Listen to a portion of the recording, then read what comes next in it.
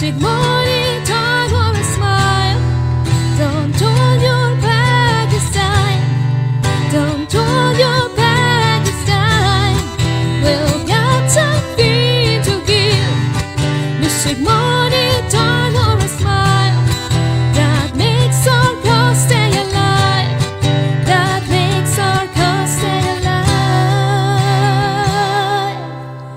Together in harmony.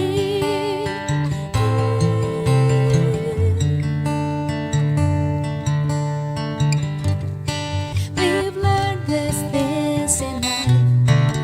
The man to look alike. Remember things that make us smile when we feel a little bit down. The world is not the same. Think us and not just me. Take what you need, give what you can. Let's show our humanity. I'm gonna tell you now, we're not coming here to hate. And when you see their pain, you always find a way to help. For the children we've gone home, and a planet in need of us. Imagine so much joy.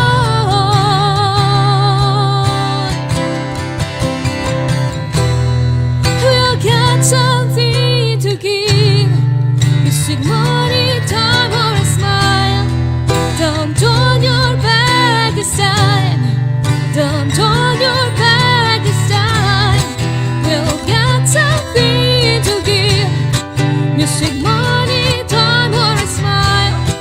That makes our cause stay alive. That makes our cause stay alive. Music, money, time, or a smile. Don't turn your back this time. Don't turn your back this time. We've got something to give. Music, money, time, or a smile. That makes our cause stay alive. That makes our cause stay alive. Together in harmony.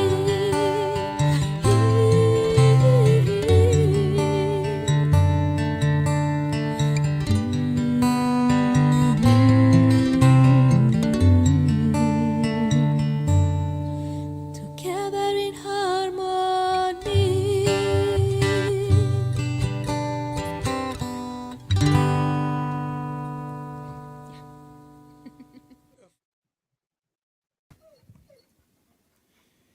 Wow, that was so beautiful. Thank you. Hello, welcome everybody to the Inspiring Movie Club. Thank you for joining us today. Nikita, thank you. Thank you for coming. Oh, it's always a pleasure. Yeah, thank you, Nikita. We thought about this song because, somehow, kind of encompasses the whole idea of living together in harmony, and that's kind of the purpose of our music. It's not the kind, it's the purpose of our music, and it's related to the film in a way because it doesn't only apply to humans, it applies to everything that's in here in this planet, in the universe, pretty much. But if we were able to make peace with each other and with other beings that they were here before us. I mean, they Yeah, were millions of years before us. We're actually the last ones in the chain, I guess. So that's it. anyway, we're going to kind of give you, the introduction. I mean, we have Nikita Hatangari, which is a friend of ours since, wow, over 10 years ago or something. And she's a screenwriter, independent filmmaker, producer, and we're so happy and honored that she's actually joining us every week right now. So thank you, Nikita. Thank you for joining us and be part of the team. It's such an honor, and I love this idea of having great films for the family to watch. Usually, when you turn on a portal, they have horrible movies that you can't watch with your family. So this is so great, and of course, everything Nova Pangea does is awesome. Thank you. Thank you. We want to say hi to Charlie Lopez. He said saludos. So Thank you, Charlie, for watching us. Even though you haven't seen the film, we're gonna talk a little bit about it. And when you watch the film, maybe you. I hope we don't spoil it.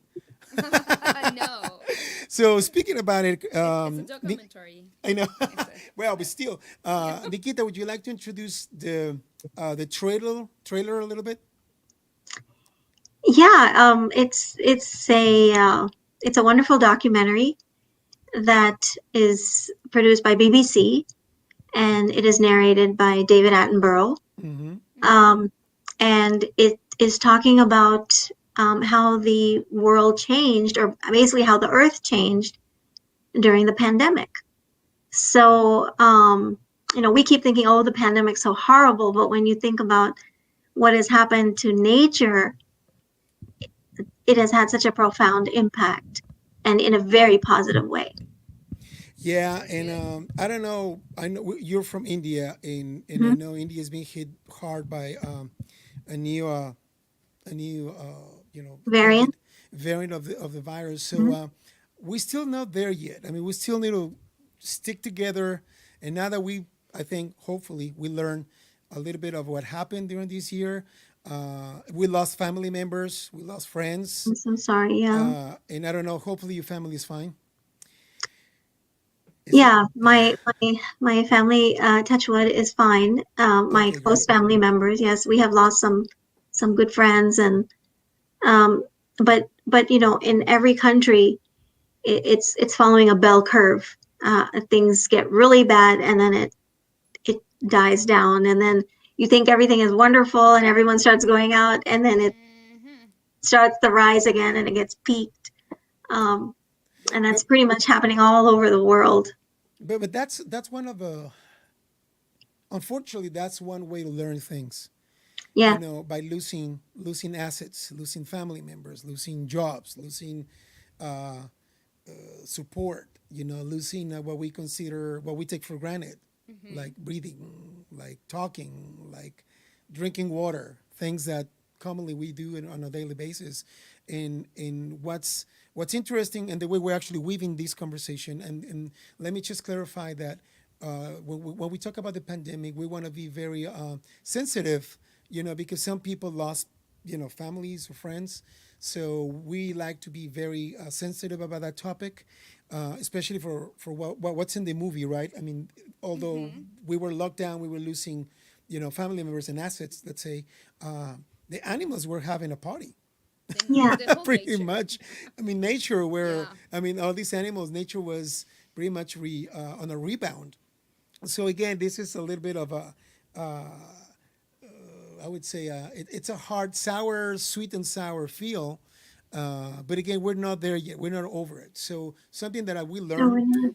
it's that we need to work together, not only with your community, but nations across the globe, because that Yeah, is the only way we all together going to be able to survive this. Yeah, we need to learn how to exactly. coexist, pretty much.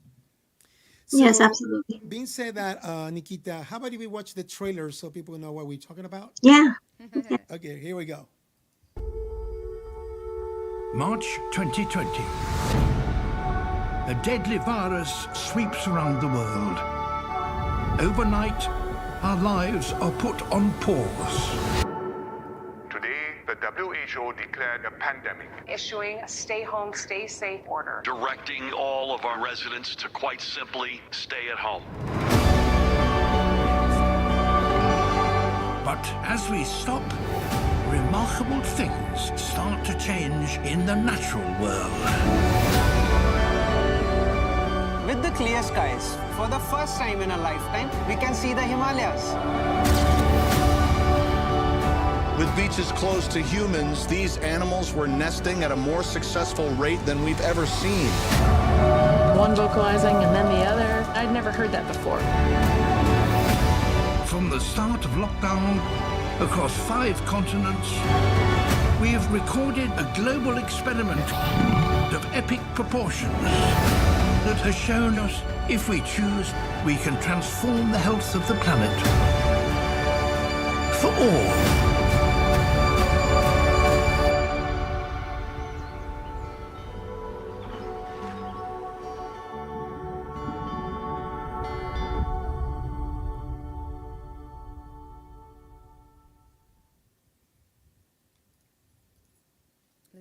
Wow. It's so powerful. Yeah, just the music and the images there. It's inspiring. And Carmina, do you want to read Charlie Lopez comments? Yeah, this is in Spanish. And Charlie says, si la gente entendiera que se tiene que cuidar no para él, sino para los demás, y siguiéramos la cadena de cuidado, yo te cuido, espérenme, ok. Dice, yo te cuido, otro mundo nos pintaría. Okay, yeah. Actually, what he's saying is that if we were aware about not only thinking about us, because we were supposed to have this locked out because of the purpose was to take care of our health. And without purpose, we took care of the nature. But if we make conscious about, if we're aware about the impact, the positive impact of this, it will be another planet, another world, a different one. Gracias. So thank you, Charlie, for joining So us. true. Nikita, let's just start with you.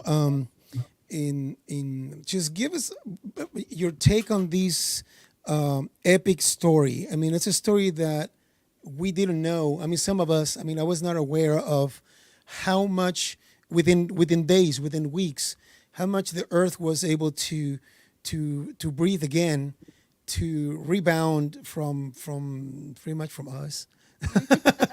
So we need a break from ourselves for a while. Yeah. So does the Earth.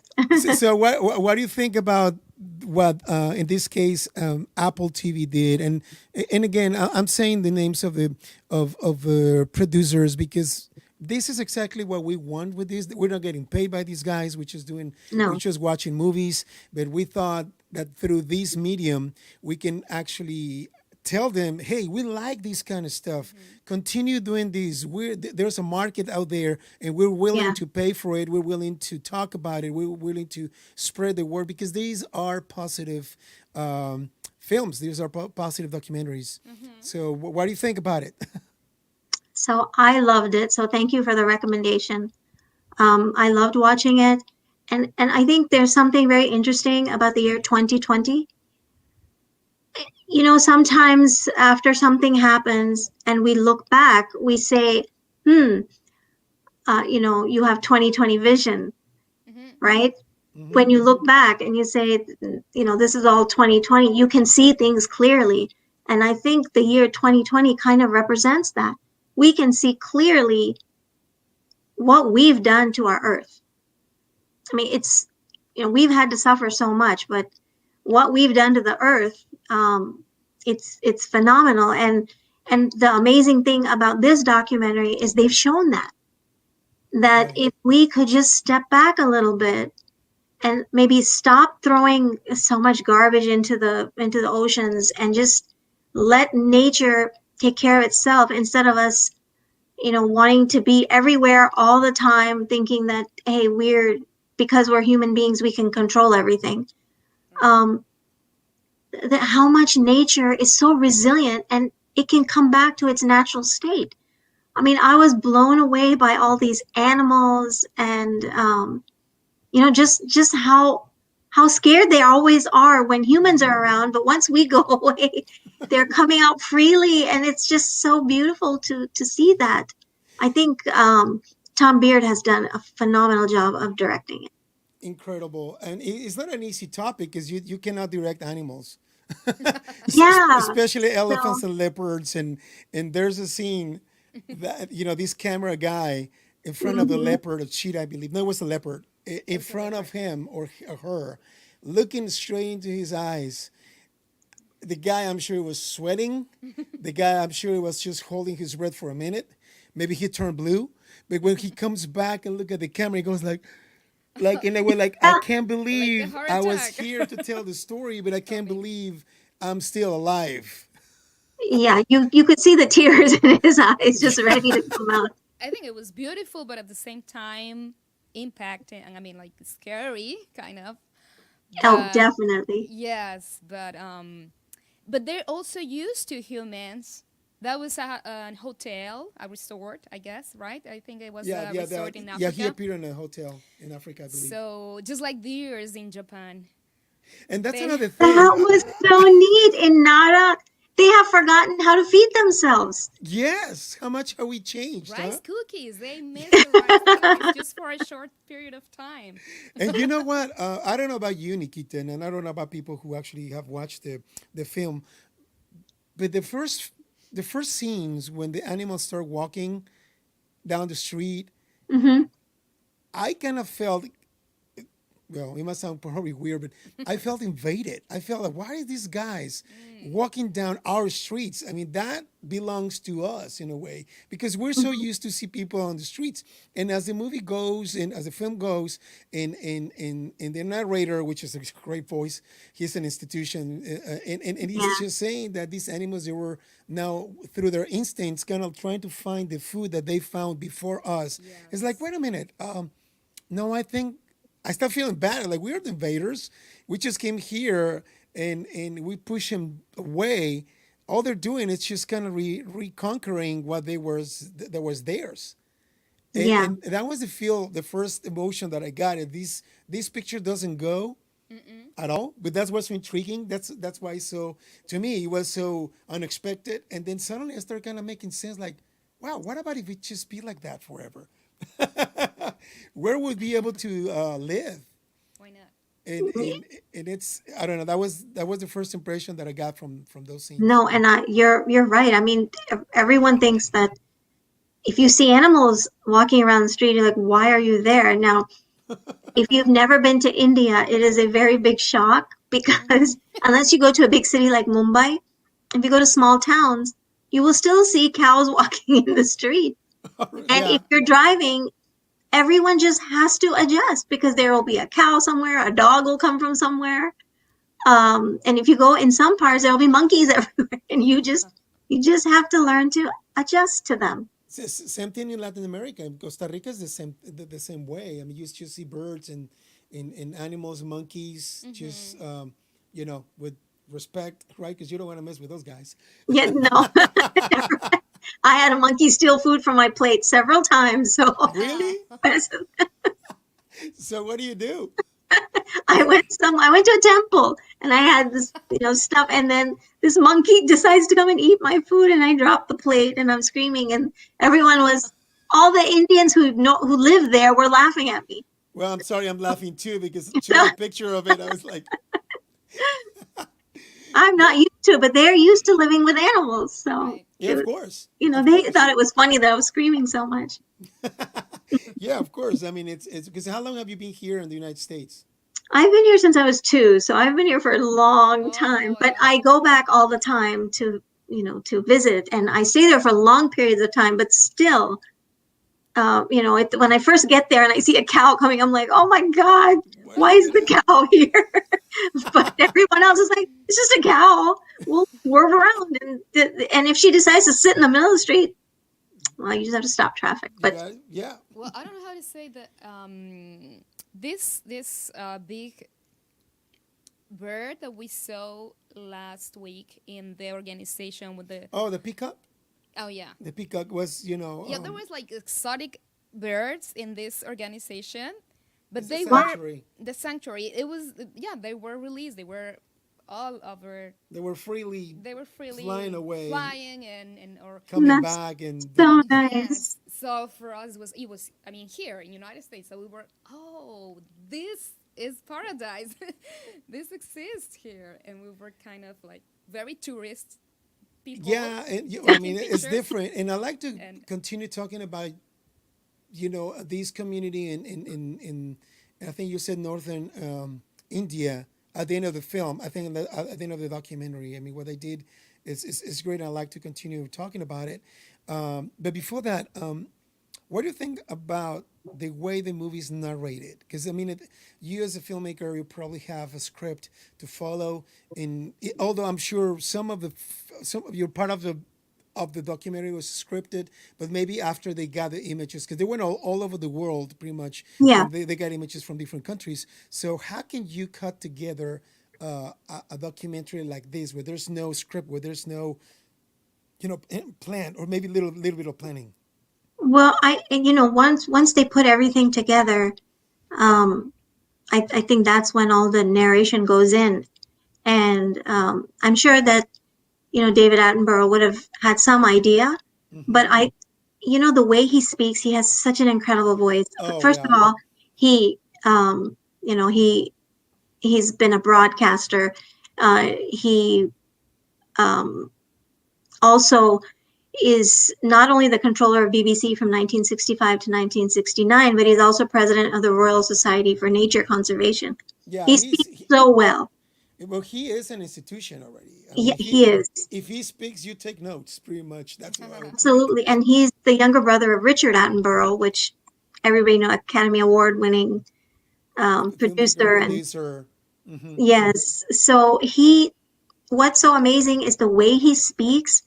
You almost feel like he's talking about some kind of mystery. That's the kind of tone he has used. And it's, just the whole way that he has spoken, his accent, everything just makes it so interesting. He His knows where accent is to great. emphasize. It's Yes, great. it is. I mean, he pronounced every single letter on every single word. I mean, it's just leopard. Yeah, I need to learn It's so from him. clear and beautifully You know done. that's him. I mean, if I ever, I mean, when I die, if I would probably select two people on this earth to, to narrate my movie. Oh, One person would be Norman Freeman, of course, and the other person would be you, Nikita. oh Yeah, if I get to choose, I would just put in my will. Okay, Norman Freeman, you have to narrate my life, because you're coming with me, baby.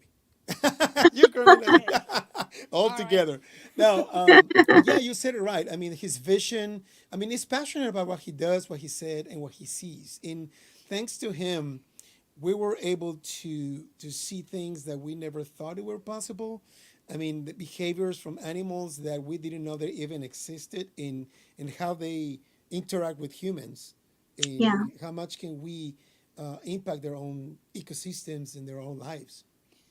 yeah, yeah. And he's such an accomplished man. I mean, he has such a long list of awards and all. He won a BAFTA in 1970, which is the English equivalent of the Academy. Hmm. Um, he's won science awards from UNESCO.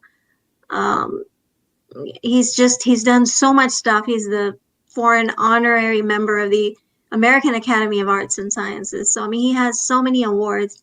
He's a very knowledgeable man. He And has he's like many. 90 years or something. How old is he?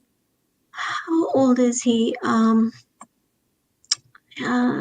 I believe he's 95. Yeah, 95. I mean, Wow. it's like 95. Jane Goodall. You know Jane Goodall. Yeah. Hmm. I mean, she's also about that range, about that age, but they seem to 80, be but she's 80 so something. articulated and Yes. passionate. I mean, I have to admit that I had a crush on Jane when I mean, come on, I was a kid, and you see this beautiful white princess going into where some place that nobody wants to go there, and she's making a change. I mean, Yeah. I was like, oh. Yes. I, And I you know totally that, agree Carmina, with you you. know that. Yeah, I know But I everything mean, about she's her. another one. We have another recommendation with her, but that we can talk about that later on. I don't know, Carmina, So, what do you who think? was your favorite animal in the film? Wow. Well, penguins for sure, Oh, the penguins are and cute. well, leopard. Leopard. They're very different, but I don't know. I can tell you the elegance of the leopard, and the attitude of the penguins. They are like little kids. Just Yeah. I Hmm. love them. What Yeah. about you, Nikita? Which one's your favorite animal? Gosh, I don't know, but I'll tell you what I thought was phenomenal was when the tortoise, I don't know, the Oh cinematographer was yes. amazing. When the tortoise was laying eggs and the sound effects they had with her dropping the egg. I was like, oh my God. I mean, I don't know how long they must have had to wait with the camera for Hmm. that to happen. It was just amazing because I didn't even know that That's how they lay eggs. And then suddenly you see these tiny little tortoises coming out. And they said that all these animals, these different species are going extinct. But being able to suddenly increase their numbers because there's nobody there to bother them was amazing. Exactly. It seems like one of the, how can I say, like the bad impact we have in nature is the noise. Hmm. Well, that's what I think. Like, they need animals. They need their own privacy. It's just like, I mean, leopards, or it was another.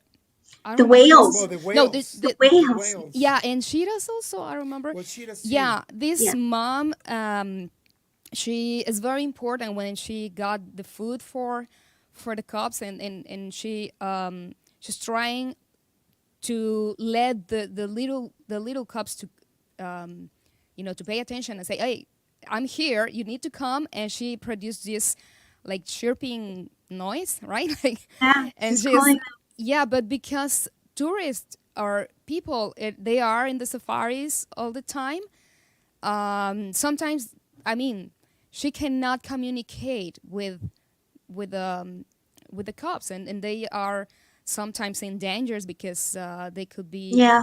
attacked by another animal. And yeah, the same for whales. They actually, they didn't care about how far the cops were from mom. They can Yeah. communicate differently. Now, And go no, go ahead. ahead. Go ahead. Well, just a question to everybody. When I was as I was watching the documentary. Does it make you feel ashamed? Does it make you feel bad about us as humans? I mean, does it make you personally feel like, wow? I know you're an amazing human being, but as a race, as a Um, total, did it make you feel bad, like for a moment? yeah, definitely. And no, I'm not an amazing human being. but but yeah, it definitely. I mean, we have dirtied the waters. We spend so much time with cargo ships and also sports, for ships and just travel ships, which is wonderful. I mean, I'm not saying that we shouldn't, but just the fact that we've taken over everything, Yeah. right? Like we just think that it's our right to take over the airways, the oceans, the land, everything. Um, it was so amazing to see the whales being able to talk at farther distances. Mm-hmm. And as Carmena said, the mother was able to leave her babies and go for a while, which, you know, when your kids get to a certain age, if you're constantly hovering around them, they're going to get really annoyed with you. Like they want to be with you when they're babies, but once they start getting like 12 or 11, 12, 13, they're like, Mom, No. this is my room. Stay away from I need my space. And I think the whales don't get to do that. No. And now she was able to leave them and know that they're going to be fine and I can go. I'm Right. I'm very I'm feeling kind of sad that things, now international travel has increased, and I just read that some of these European cruises are starting up again.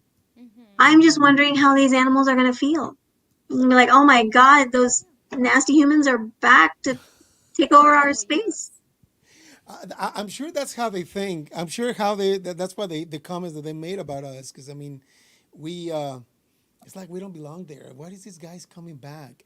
Yeah. But the truth is that, and again, this is a controversial topic because somehow it creates jobs. Somehow all these industries create wealth in Yeah. entertainment, in everything. But at what cost? What cost? I mean, we should be able to manage our resources better.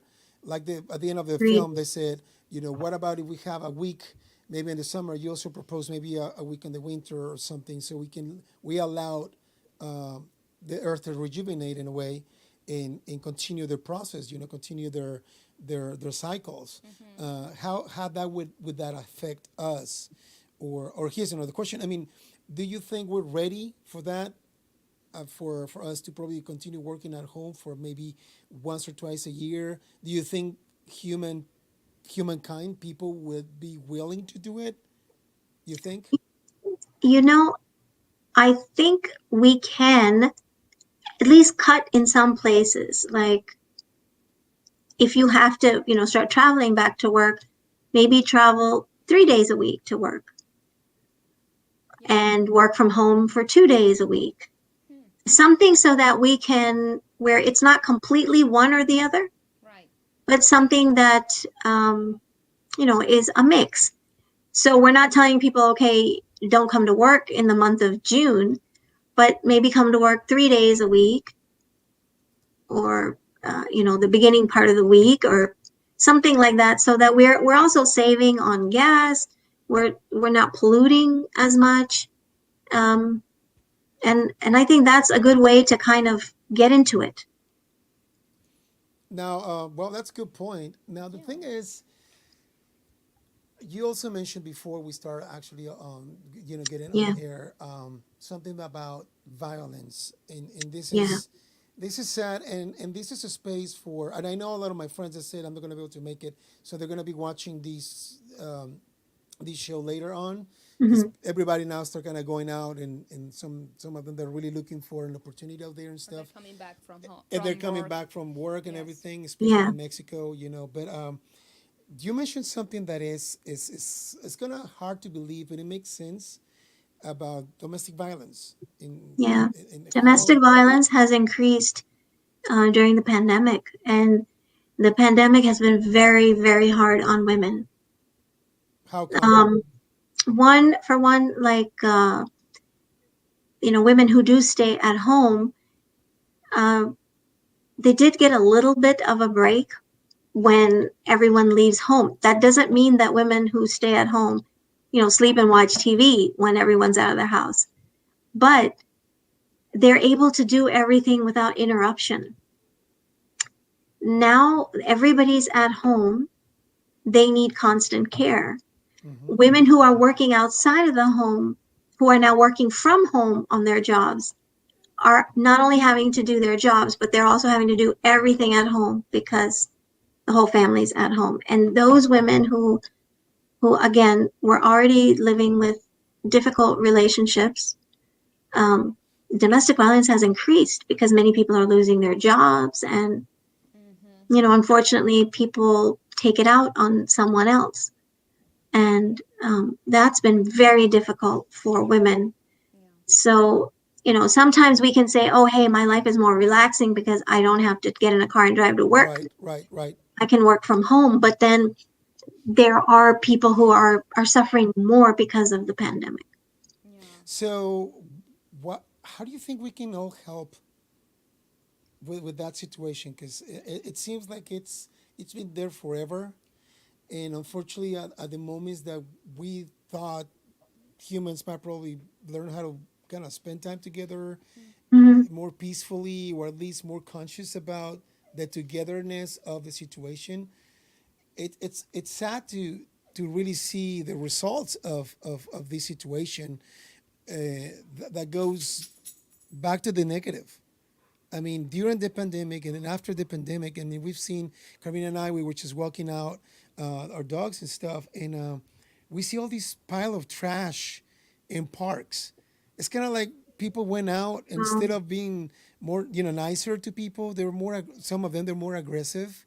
Some of them they're showing no manners or respect. intrusive or with intrusive. nature, actually, because I mean, we didn't take care of nature on purpose because of in the beginning. At the beginning, I mentioned this, and our the comment that we had here is as well. We should be more aware about the good things we can do without a a pandemic, without a negative situation, and sometimes it seems like we still do not understand, and yeah, sadly we just go back to the parks and they are polluted. They have cans and trash all Even over the place. diapers. And yeah, so Yeah. we should be more.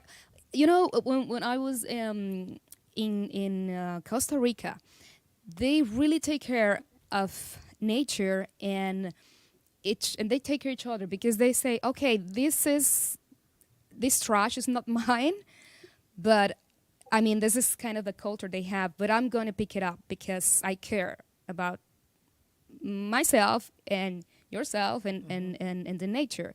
So I think that we should be more like that. It's to create a culture. I agree with you. You know, Costa Rica is a very, very um, conscientious Yeah. country. They follow a lot of mindfulness. In fact, all schools and government offices and all offices and in companies have to follow a certain system for peaceful conflict resolution. It's a country that they don't have an army. They don't. And I don't know if you know this, but from Arlington, Texas, there is a woman, and she has started this system called a Rasur Foundation. And what they do is and her name is Rita Marie Johnson, and she does something called peaceful conflict resolution. And she taught this system she took this system and taught it to people in Costa Rica, and it is now a requirement in all schools, universities, businesses, government offices. Everyone has to learn this peaceful system. It's by using cards to tell people how you feel, very detailed, specific words. And so they learned how to be very peaceful with each other and resolve their conflicts without getting angry, which is remarkable. And so Carmina, you're right. They know, because everything that they do is so mindful. Yes. So that's the proof that we can make it happen. We just need to promote it. Thank you for bringing that up, because I mean, all these people, all their efforts, if nobody know, if it's just you keep it to yourself, it's not gonna go that far. So Well, those are the you can look names up and the Rasur actions. Foundation. Yeah, look up Rasur Foundation, and you can take classes on that. It's really a great system. But yeah, I mean, coming back to the fact that there's domestic violence, we need more awareness of everything that's going on in the world. And I think a documentary like the one that you guys chose for this week is remarkable, because we have no idea how much harm we've caused, sometimes deliberately, sometimes Without even inadvertently, knowing. Hmm. right? Like, yeah, I want to fly all over the world too, but I don't realize that every time I do that, jet fuel, causes pollution, right? Yes. I want to hop in my car and say, hey, let's go meet at such and such, 50 miles away to a restaurant, but we don't know how much pollution we're causing. I think it's about compromising. I think it's about, if you're gonna do that, it comes from your heart to do Yeah, something to give back. I mean, it's kind of like the indigenous people in Mexico. They do. I mean, they don't take from Earth what they don't need. So in other that's so words, they amazing. take. I mean, as other cultures too, other indigenous people in Yeah. Brazil, they do the same thing. Right. Here, Yeah, even Native Americans do the same thing. They In just don't Australia kill too. buffaloes just for for go hunting for pleasure or sport. I mean, yeah, they do it because they have to cover their bodies for the winter. They use the grease for oil, I mean, just fuel and that kind of stuff. So they don't abuse their home. They don't abuse the earth. absolutely. And speaking about it, I think we're ready to close. One of our dogs is actually asking for food, and he's diabetic, by the way. He's gonna have surgery tomorrow, so Oh, yeah, it's one of those things. wishing him well on that. At least he'll feel better. Thank you, sweetheart. Yeah, I mean, he's gonna be fine. I mean, he has a good eye. We're really Yeah. making sure that eye is working well. So just to close, there at the end of the documentary, Carmina and I were on tears because what this amazing community, or it's a village. I don't know how big that is. I'm sure it's in the in the documentary, but I can't remember how big the population is. But they and you said this, that it was before the pandemic, but they did something extraordinary, 30 amazing. millions, 30 million, I think it's the population. I don't know, I guess, yeah, 30 mil. but No. we'll watch the Yeah. documentary again. But can you elaborate? Can you explain what happened there? Because this is almost Yeah. unbelievable. I mean, when we saw it, when we watched it, was like, this is the world what we need. This is what human beings should do. So what is it? What did they do, and why they do it? So in the northeast state of Assam in India, Assam is known for its tea gardens. You get a lot of tea from Assam, and they have so many wild elephants that are roaming around in their jungles, and they end up coming to the farms and area where people are inhabited, and they eat up their crops, and as well as it's really scary. You're gonna get like 200 wild elephants coming in. It's scary for the people, but it's also scary for them because many of them ended up getting electrocuted on those electric lines, and sometimes they were killed by people because trying to get them away. Um, so what they did is they said farmers of 12 villages in a certain area called Ronghang, Hatikuli area. It's a certain district. What they decided to do is they donated about 33 hectares of community land that was supposed to be used, I think, for tea gardens, and they took turns to plant some paddy that was just for the elephants. And it's in an area that's isolated, so it's not with all the electric lines and all. And pretty soon, like they planted 2,000 elephant apples, 1,500 jackfruit, 25,000 banana plants, and pretty soon they, all these elephants started coming, and now they're eating from those crops instead of invading the crops where the people are growing their own stuff. And they've learned to live together peacefully. Yes, So they did it for the elephants, and at the end of the day, they were just doing it for themselves too. And the reason why the elephants are actually getting to their crops in the villages is because they only have now 5% of their nature source of food. yeah. So imagine you open your fridge with only 5% of that.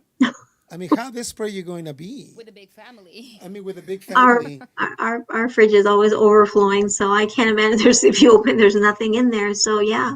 5%. I mean, just to give you a picture of a visualization of how desperate these animals are, in a way that they have to go risk their lives to feed their herds and to feed themselves, in the way. I mean, the way these people, these communities actually got together and they do it now. I think you mentioned that was before the pandemic, right? That was, but I mean, it is an example of what we can do, what we've learned through the pandemic, how we can apply that. It's actually an NGO called Hati Bondhu, which means Friends of Elephants. Bandhu means friends. Bandu, Carmina has a Bandhu, bandu on her shirt. whoa! So Bandhu means friend, and Hati means elephant. Oh, really? So Oh, yeah, nice. so they have an NGO like that, and they said that they encourage the villagers to do this, and they convinced them by saying, "You're going to be setting an example for the world to follow They did. towards reducing man-animal conflicts." They did. Hopefully, we can learn from them. Yeah. Anyway, Nikita, well, thank you very much. We have to go. I'm sure you have to go too. Thank you for joining us next. Thank you for having me. This was so much fun. No, it's always it's always fun. Thank you. Now, the next panel is gonna be serious. So instead of instead of posting the next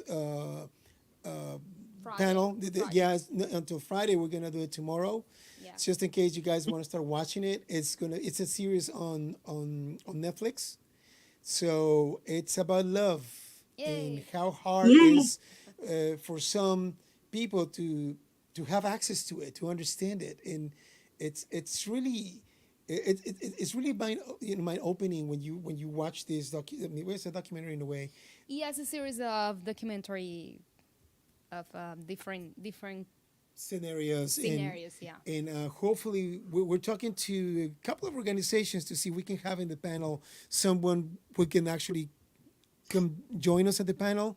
So hopefully we can make it happen. But in the Oh, meantime, yay. and we can talk about that later. But if you know someone, actually, Nikita, just that you can probably call and see if they can join us, it'll be better because that's one of those topics that I mean, It's good to have an expert on the panel. yeah, and even if maybe if we need to push it maybe for another week, we'll be fine. But hopefully we can just do it. But we can talk about that later anyway. Okay. All right, thank you very A much. pleasure again to have you here discussing this documentary. And thank you very much for each one of you that are connected and enjoying us tonight. See you next on Monday in the Inspiring Movie Club. Thank you very much. We're gonna leave you with a song, and then after that, we're gonna sign up. So thank you, Nikita. Thank you for Thank everything. you. We'll see you next Love week. you. Bye bye. Love you too. Love you too. Bye bye.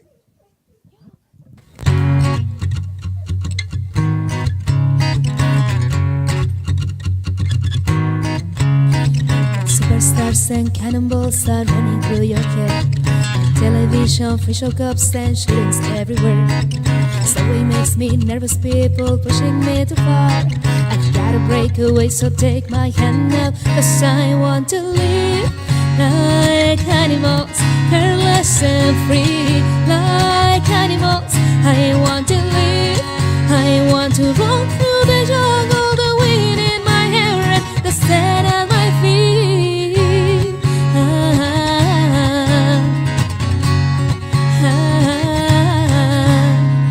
I've been having difficulty sleeping to myself. Feelings and emotions better left up on the shelf. Animals and children tell the truth, they never lie. Which one is more human? There's a thought, now you decide. Compassion in the jungle, compassion in your head. Would you like to make a run for it? Would you like to take my hand? 'Cause I want to live like animals, careless and free, like animals. I want to live, I want to run through the jungle, the wind in my hair and the sand at my feet. Sometimes this life can get you down. It's so confusing, there's so many rules to follow. And I feel it, 'cause I want to run away. When superstars and cannonballs are running through your head, and television, facial cups and shootings everywhere. Animals and children tell the truth, they never lie.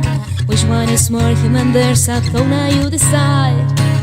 Compassion in the jungle, compassion in your head.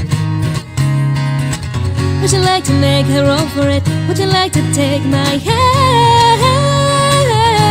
'Cause I want to live like animals, careless and free, like animals. I want to live, I want to run through the jungle, the wind in my hair and the sand at my feet. Like animals, careless and free, like animals. I want to live, I want to run through the jungle, the wind in my hair and the sand at my feet.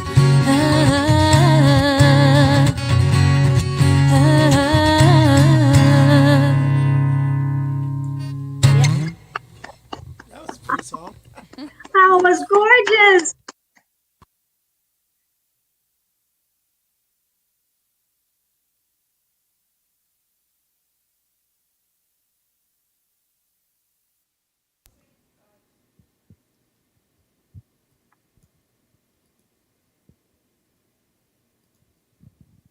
Thank you. That was awesome. Such a beautiful song and so well sung and played. Thank you. Yeah, it was. We use these images from Apple, and again, we don't own the rights for it, which is we're not getting paid to do this. We just thought it was kind of funny in a way to put together a little collage using that music from Oh, Savage but it Garden was as well. beautiful. Very nice. All right, guys. Thank you, Nikita. We'll see you next week, and well, that's it for today. Bye. Bye bye. Thank you.